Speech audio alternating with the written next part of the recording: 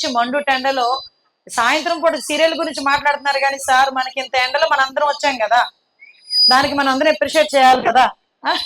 దానికి మీ అందరి తరపున నేను కూడా సార్కి చెప్తున్నా, మీ అందరికీ కూడా థ్యాంక్ యూ సో మచ్ అమ్మా. ఈ రోజు రెండు ఒక మంచి కార్యక్రమాలు జరిగినాయి.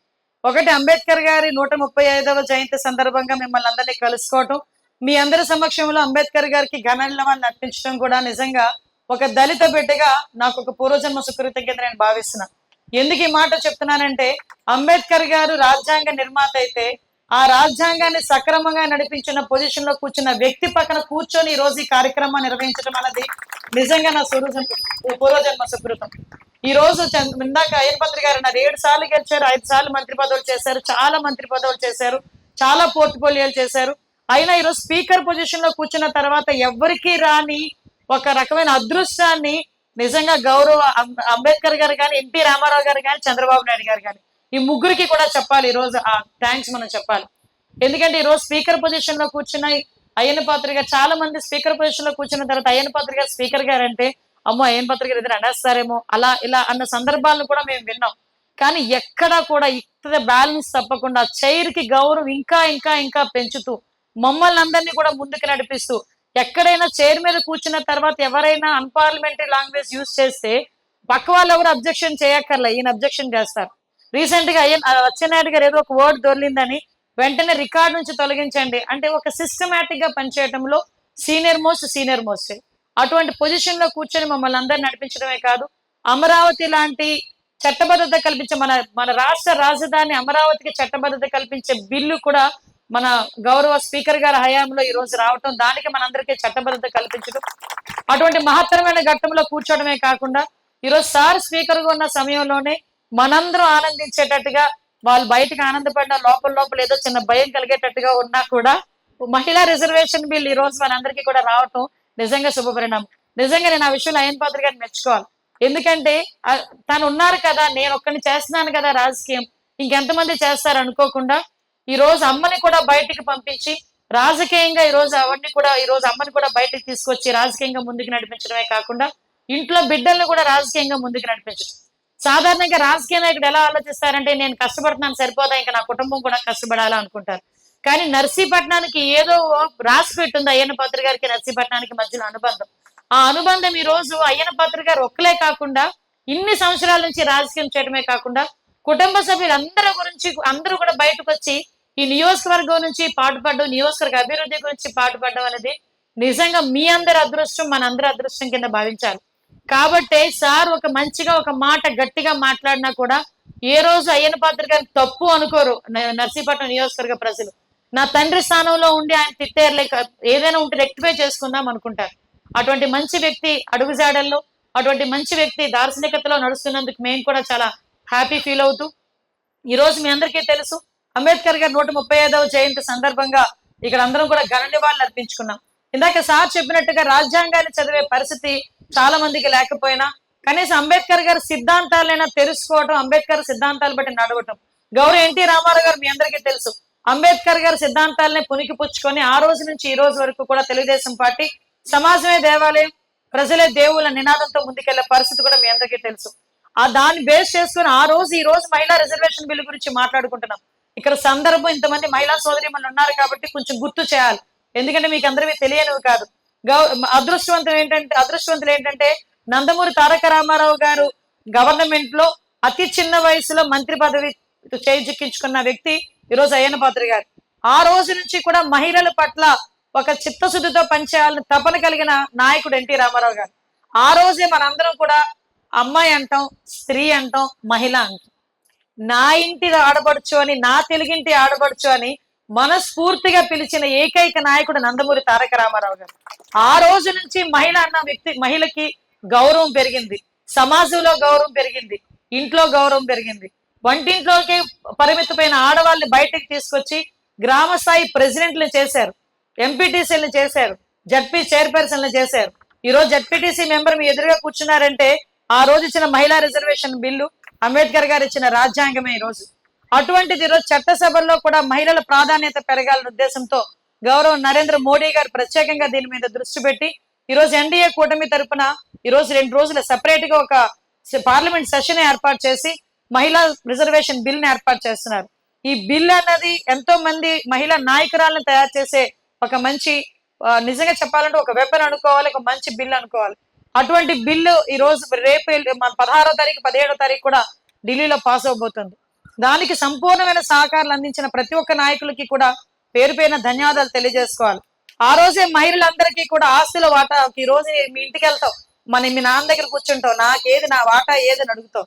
నీ వాటా నీకు ఇచ్చింది మీ నాన్న ఇవ్వలే, ఫస్ట్ ఎన్టీ రామారావు గారు ఇచ్చారు. ఆ రోజు ఎన్టీ రామారావు గారు ఆ రోజు పెట్టిన ఆస్తుల వాటా హక్కు దేశం అంతా కూడా ఇంప్లిమెంట్ అయ్యే పరిస్థితి వచ్చింది. ఆ రోజు నుంచి కూడా మహిళా రిజర్వేషన్ బిల్లు కానీ, ఆ రోజు మహిళలు చదువుకోవాలని పద్మావతి యూనివర్సిటీ లాంటి యూనివర్సిటీలు తీసుకురావటం కానీ, ఇవన్నీ ఒక ఎత్తు అయితే అంబేద్కర్ రాజ్యాంగాన్ని దృష్టిలో పెట్టుకొని ఆ రోజు ఎస్సీస్ కి సంబంధించి అట్రాసిటీకి సంబంధించి స్పెషల్ కోర్టులు ఇవ్వటం, స్పెషల్ చట్టాలను తీసుకురావటం, ఎస్సీ సప్లైన్ నిధుల్ని పెట్టడం. ఎస్సీ సప్లైన్ నిధులు లాస్ట్ జగన్మోహన్ రెడ్డి గవర్నమెంట్ లో వాళ్ళ నాయకులు ఇళ్ల ముందుకి, లేకపోతే వాళ్ళ నాయకుల పొలాల్లోకి, వాళ్ళ నాయకుల తాలూకా లేఅవుట్లలోకి రోడ్లు వెళ్ళేవి. కానీ మన చంద్రబాబు నాయుడు గారి హయాంలోనే, మన ఎన్డీఏ కూటమి హయాంలోనే ఆ రోజు ఈ రోజు కూడా ఎస్సీ సప్లైన్ కంప్లీట్ గా ఓన్లీ దళిత వాడల్లోకి వెళ్ళే పరిస్థితి వచ్చిందంటే ఈ రోజు మనందరం కూడా మళ్ళా తిరిగి మన రాజ్యాంగాన్ని తెచ్చుకున్నాం. మీ అందరికీ గుర్తు చేయాలి కొన్ని. ఇక్కడే నర్సీపట్నం అదే దళిత వైద్యుడు డాక్టర్ సుధాకర్ గారిని ఏ రకంగా హింసించి చనిపోయేటట్టు చేశారో మీ అందరికీ తెలుసు. అక్కడ ఒక సుబ్రహ్మణ్యం అని ఒక డ్రైవర్ని, దళిత డ్రైవర్ని చంపి డోర్ డెలివరీ చేస్తే ఇప్పటికీ కూడా అటువంటి వ్యక్తిని మండలిలో కూర్చోబెట్టుకున్న నైజం. ఎందుకంటే ఇవి ఎక్కువ మాట్లాడుకోకూడదు, ఎందుకంటే చాలా ఇవన్నీ కూడా లాస్ట్ గవర్నమెంట్ లో అయిపోయినవన్నీ మళ్ళా తిరిగి రాకూడదని ఉద్దేశంతో 1, 2 మీకు గుర్తు చేస్తున్నా. ఈ రోజు ఒక మంచి నాయకత్వం ఉంది, ఒక మంచి పరిపాలన ఉంది. ఈ రోజు ఎంత అదృష్టం అండి. నిజంగా నేను పోటీ పడాలి ఈ రోజు నర్సీపట్నం నియోజకవర్గంతో. నర్సీపట్నం నియోజకవర్గంలో ఒక మొత్తం ఈ 2 సంవత్సరాల కాలంలో నాకు తెలిసి సార్ ఇన్ని సంవత్సరాల రాజకీయంలో కూడా ఇదే ఫస్ట్ టైం అనుకుంటా 425 కోట్ల రూపాయలు 2 సంవత్సరాల కాలంలో ఇచ్చారంటే టెన్యూర్ అంతా అయ్యేసరికి దగ్గర దగ్గర 1000 కోట్ల పైగా తీసుకొచ్చే సత్తా కలిగిన నాయకుడు ఈ రోజు మనకి అయ్యనపాత్రి గారు ఉన్నారు. అదేవిధంగా ఈ రోజు నాతవరం మండలంలో ఇందాక చెప్తున్నారు సార్, చాలా గర్వంగా చెప్తున్నారు, అమ్మ ఈ మండలంలో ఈ గ్రామంలో 80% రోడ్లు మనమే వేసామమ్మా. అంతవరకు ఎందుకు, ఈ రోజు మేము ఓపెన్ చేసుకోబోయే పోలీస్ స్టేషన్లు 3 పోలీస్ స్టేషన్లు, నాతవరం 1, గొలుగొండ 1, కేడిపేట 1. మేము ఎంత అదృష్టవంతులు అంటే మా చేతుల మీదుగానే సంస్థాపన జరిగినాయి, మా చేతుల మీదుగానే ఈ రోజు ఓపెనింగ్ కూడా జరుగుతున్నాయి. ఆ రోజు 2018లో గౌరవ మంత్రిగా ఉండి మన అయ్యనపాత్రి గారు ఆ రోజు కొబ్బరికాయ కొట్టి శంకుస్థాపన చేస్తే లాస్ట్ 5 సంవత్సరాలు పోలీస్ స్టేషన్ కూడా ఎవరు కూడా పూర్తి చేయలేదు. మళ్ళా ఎన్డీఏ కూటమి వచ్చిన తర్వాత ఈ 2 సంవత్సరాల కాలంలో మా డిపార్ట్మెంట్ వాళ్ళు వెనకాతల పోలీస్ హౌసింగ్ డిపార్ట్మెంట్ వాళ్ళతో కోఆర్డినేట్ చేసుకొని ఈ 3 పోలీస్ స్టేషన్స్ ని కూడా ఒక్కొక్క పోలీస్ స్టేషన్ 2,50,00,000 రూపాయలు పెట్టి ఈ పోలీస్ స్టేషన్స్ అన్ని ఏర్పాటు చేయటం. ఈ 3 మండలాల్లోని కూడా ఎప్పటి నుంచో సార్ అమ్మ ఒక్కసారి వస్తే నేను చేస్తానమ్మా అయిపోతుంది అని. నిజంగా దానికి కూడా పోలీస్ డిపార్ట్మెంట్ వాళ్ళకి నేను ప్రత్యేకంగా ధన్యవాదాలు తెలియజేసుకుంటున్నా. ఇంకా ఎక్కువసేపు కాదు సార్ 2 పాయింట్లు చెప్పారు, నిజంగా చాలా వ్యాలిడ్ పాయింట్లు. ఈ రోజు గాంజా మీద గవర్నమెంట్ ఎంత ఎక్కువగా పనిచేస్తుందో మీ అందరికీ తెలుసు. నేను హోమ్ మినిస్టర్ అయిన తర్వాత నారా లోకేష్ గారు ప్రత్యేకంగా గాంజా మీద దృష్టి పెట్టమని చెప్తే ఈగల్ అనే టాస్క్ ఫోర్స్ ఏర్పాటు చేసుకొని కల్టివేషన్ అయితే ఏజెన్సీ ఏరియాలో ఆపగలిగాం. కానీ ఇందాక మన గౌరవ స్పీకర్ గారు చెప్పినట్టుగా ట్రాన్స్పోర్ట్ అనేది మనకి ఇటువైపు ఉన్న ఒరిస్సా బోర్డర్ దగ్గర నుంచి కానీ, అదేవిధంగా ఇటువైపు నుంచి చెన్నై బోర్డర్, అటువైపు ఛత్తీస్గఢ్ బోర్డర్, ఇటువైపు నుంచి కొంత మేరకు గాంజా మనకి ట్రాన్స్పోర్ట్ అవ్వడం, ఆ ట్రాన్స్పోర్ట్ ని కూడా మాక్సిమం మన వాళ్ళందరూ కూడా పట్టుకుంటున్నారు. కానీ ఇక తెలియంది ఏమిటంటే చాలా మందికి 10,000 రూపాయలకో 5,000 రూపాయలకో ఎవడో ఏదో చెప్తే తీసుకొచ్చి ఆ గాంజా ప్యాకెట్ ఒకటి నుంచి ఒక దగ్గరికి పంపిస్తున్నారు. తల్లిదండ్రులు కూడా ఏమనుకుంటున్నాడంటే నా కొడుకు తీసుకొచ్చి 10,000 రూపాయలు ఈ రోజు నా చేతిలో పెట్టాడు కదా అని అనుకుంటున్నాడు. కానీ ఆడికి స్థాయికి తగ్గట్టు 10,000 రూపాయలు ఆడికి ఎక్కడి నుంచి వచ్చింది అన్న ఆరా తీయడం కూడా ప్రతి తల్లిదండ్రుల తాలూకా అవసరం కూడా. ఎందుకంటే ఏదో రోజు 10,000 రూపాయలు తీసుకొచ్చాడని సంబరపడిన వాడే రేపొద్దున నీ కొడుకు గాంజా కేసులో పట్టుబడ్డాడన్న వినాలి అనుకుంటే కనుక నువ్వు అడగకపోయినా పర్వాలేదు. అంతేగాని ఈ రోజు ఎన్డీపీఎస్ యాక్ట్ ఎంత గట్టిగా ఉందంటే ట్రాన్స్పోర్ట్ చేసినా తీసుకున్నా ఒకరి దగ్గర నుంచి ఒకరికి ఇచ్చినా కనీసం చేత్తో పట్టుకున్నా కూడా ఈరోజు ఎన్డీపీఎస్ యాక్ట్ చాలా గట్టిగా ఉంది. ఒక్కసారి కనుక లోపలికి వెళ్తే బెయిల్ ఇవ్వడానికి కూడా ఎవరు ముందుకు రావట్లే. సంవత్సరాల తరబడి బెయిల్ రాక ఇప్పటికీ కూడా సెంట్రల్ జైల్లో మగ్గిపోతున్న చాలా మంది యువతను నేను చూశాను. వాళ్ళు కేవలం ఆశకి పోయి అత్యాశకి పోయి ఈ రోజు చాలా మంది గంజా కేసులో ఇరుక్కుంటున్నారు. నీకు ఇంకో విషయం చెప్పాలి, రౌడీయిజం గురించి సార్ చెప్పారు. ఒక్కసారి మనందరం కూడా చరిత్ర చూసుకోవాలి. గౌరవ ముఖ్యమంత్రి చంద్రబాబు నాయుడు గారు ఈ రోజు ముఖ్యమంత్రిగా ఉన్నారు. అటువంటి చంద్రబాబు నాయుడు గారు ఇంతకు ముందు ముఖ్యమంత్రిగా ఉండేటప్పుడే సార్కి తెలుసు ఫ్యాక్షన్ ఏ రకంగా అరికట్టారు. ఫ్యాక్షన్ రాజకీయాల్లో తెలుగుదేశం పార్టీ వాళ్ళు కూడా ఇన్వాల్వ్ అయి ఉన్నారన్నా కూడా ఆ రోజు చాలా సందర్భాల్లో చెప్తుంటారు. భూమా నాగిరెడ్డి గారు లాంటి వాళ్ళని కూడా జైల్లో పెట్టిన సందర్భం. అంటే తన మన భేదం లేకుండా ఫ్యాక్షన్ అంచుకొట్టాలి అనుకున్నారు. ఆ రోజు అలాగా ఆ రోజు కంట్రోల్ చేశారు. మీ అందరికీ తెలుసు కమ్యూనల్ వైలెన్స్ హైదరాబాద్ లో మాక్సిమం ముస్లిం హిందూ మధ్యలో గొడవలు జరిగినవి కూడా ఎలా అరికట్టారో తెలుసు. ఈ రోజు పెద్ద మనం ఎందరికో చెప్తున్నది రౌడీ మోకల్ని అరికట్టడం. ఆ విషయంలోని కూడా గౌరవ స్పీకర్ గారు మాకు ఫ్రీ హ్యాండ్ ఇచ్చినట్టే. ఎక్కడైనా ఏ నియోజకవర్గంలో నేను ఎవరినైనా పట్టుకుంటే మా పోలీసు వాళ్ళకి పెద్ద టాస్క్. ఏ ఎమ్మెల్యే ఫోన్ చేస్తాడో తెలియదు, ఏ ఎంపీ ఫోన్ చేస్తాడో తెలియదు, ఏ మినిస్టర్ ఫోన్ చేస్తాడో తెలియదు వాళ్ళని వదిలేయమని చెప్పడానికి. కానీ అక్కడ తప్పు జరిగినా కూడా వాళ్ళు ఫోన్ చేసి వదలమన్నా కూడా వదలట్లేదు, అది వేరే విషయం అనుకోండి. కానీ ఇక్కడ ఈ నాయకుడు తప్పు చేస్తే నా పార్టీ వాడినైనా లోపల తీసుకెళ్లి కాలు ఎరగొట్టాడు నేను చెప్పారు చూడండి. దానికి మనందరం హ్యాపీ ఫీల్ అవ్వాలి. దానికి మనందరం కూడా చప్పట్లతో అతను అభినందించాలి. ఎందుకంటే మేము పడుతున్నాం ఆ బాధ. ఈ రోజు ఎక్కడైనా రౌడీ షీటర్ ఎవరైనా కనిపిస్తే రౌడీ షీటర్ మీద కనుక 3 కేసులు ఎక్స్ట్రా వస్తే పీడీ యాక్ట్ పెడతారు. పీడీ యాక్ట్ పెట్టారంటే సంవత్సరం పాటు బయటికి రాదు. వీళ్ళకి తెలియట్లే రౌడీలను ఎలా అరికట్టాలో కూడా ఈ రోజు ఒక పక్కా ప్రణాళికతోనే మేము ముందుకు వచ్చాం. ఎన్డీపీఎస్ యాక్ట్ లో కనుక ఒక్కసారి దొరికితే వెంటనే రౌడీ షీట్ ఓపెన్ చేస్తున్నాం. పోక్సో కేసులు ఎవరైనా పోక్సో కేసు అంటే చంటి బిడ్డల మీద అఘాయిత్యాలు చేసే వాళ్ళు ఎవరైనా ఉన్నా కూడా ఇమీడియట్ గా రౌడీ షీట్ ఓపెన్ చేస్తున్నాం. రౌడీ షీట్ ఓపెన్ చేసిన తర్వాత కూడా అలాంటి అఫెన్సెస్ కే పాల్పడితే డెఫినెట్ గా పీడీ యాక్ట్ పెట్టి వాళ్ళందరినీ కూడా రిమాండ్ కి పంపించే పరిస్థితి ఈరోజు చట్టాలు అంత కఠినంగా ఉన్నాయని చెప్పడానికి మీకు చెప్తున్నా. దానికి మాకు ఫ్రీ హ్యాండ్ ఇచ్చారు.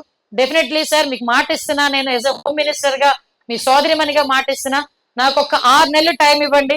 మీ దగ్గర ఉన్న రౌడీజాన్ని కానీ ఈ గాంజా ట్రాన్స్పోర్టేషన్ గానీ ఒక డ్రైవ్ పెట్టుకొని మాక్సిమం మేమందరం కూడా కంట్రోల్ చేస్తాం. కంట్రోల్ చేసి మళ్ళీ మీ దగ్గరకు వచ్చి మేము మీ దగ్గర నుంచి అభినందనలు తీసుకోవడానికి మేము సన్నాహితం అవుతామని మా డిపార్ట్మెంట్ తరఫున మీ అందరికీ కూడా తెలియజేసుకుంటున్నా. ఈ 6 నెలల కాలంలో ఒక టాస్క్ ఫోర్స్ లాగే మేము పనిచేసి డెఫినెట్ గా, ఎందుకంటే ఈ 2 మండలాలు తమ చెప్పినట్టు ఈ 2 మండలాలు కనుక మేము కంట్రోల్ చేసుకోగలిగితే అది తునికి రాదు, అడ్రోడ్కి రాదు. సో దీని మీద ప్రత్యేకమైన దృష్టి పెట్టి మా డిపార్ట్మెంట్ వారు పక్కా ప్రణాళికతో ముందుకెళ్లాల్సిందిగా వాళ్ళందరినీ కూడా నేను సవినయంగా కోరుకుంటూ, ఈ రోజు మనకి సపోర్ట్ ఇచ్చే నాయకులు ఉన్నారు, దానికి మనందరం కూడా హ్యాపీ ఫీల్ అవ్వాలి. దాంతో మనం ఎఫెక్టివ్ గా మన వర్క్ చేసి చూపించాలని మీ అందరికీ కూడా తెలియజేసుకుంటూ, ఒక మంచి అవకాశం, ఇలాంటి అవకాశం అంటే పెద్దలతో కూర్చొని పనిచేయడం ఒక ఎత్తు అయితే, మీ అందరితో కలిసి ఒక ఆడబిడ్డగా మీ అందరిలో ఒక ఆడబిడ్డగా మీ అందరి ముందు నుంచొని ఇలాంటి కార్యక్రమంలో పాల్పంచుకునే ఒక మంచి అవకాశం కలుగజేసినందుకు ప్రత్యేకంగా స్పీకర్ గారికి నేను మనస్ఫూర్తిగా ధన్యవాదాలు తెలియజేసుకుని, ఎప్పుడు కూడా మీ అడుగుజాడల్లో, మీ నాయకత్వంలో, మీ లీడర్షిప్ లో మీ ద్వారా నడుచుకుంటామని మేము ఎప్పుడు కూడా చెప్పుకుంటూ, ఈ రోజు ఈ అవకాశం ఇచ్చిన ప్రతి ఒక్కరికి కూడా పేరు పేరున ధన్యవాదాలు తెలియజేసుకుని సెలవు తీసుకుంటున్నాను సార్. జై హింద్.